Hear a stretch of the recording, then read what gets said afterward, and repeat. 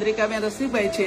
હું મહેસાણા રાધનપુર રોડ તુલસી બેંગ્લોરમાં રહું છું અને મને એવી ઈચ્છા થઈ કે ચલો ભાઈ એક દીકરો જો આટલા બધા મા બાપને સાચવી શકતો હોય તો હું કેમ આમાં થોડું સહયોગ ના આપું। એટલે મેં પણ આમાં સહયોગ આપ્યો છે અને એટલા માટે હું વૃદ્ધાશ્રમમાં એમને મળવા આવી છું અને હું બીજા દીકરાઓને પણ એવું કહેવા માંગુ છું કે જો આ દીકરો બધા મા બાપને સાચવી શકતો હોય તો તમે પોતાના મા બાપને કેમ સાચવી શકતા નથી એમ કહો।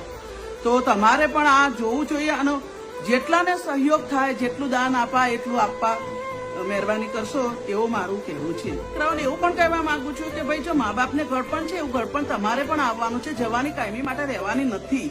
એટલે આ દિવસો તમારે ના આવે એ માટે મા બાપને સાચવી રાખજો અને તમારી પત્નીથી ડરતા હોય તો તમારી પત્નીને તો કમેન્ટ તમે ખવડાવો છો તો કેમ ડરો છો મા બાપને ધકેલો છો। મા બાપની જાયદાદમાં તમારો હક છે તો શું તમારી ફરજમાં હક નથી?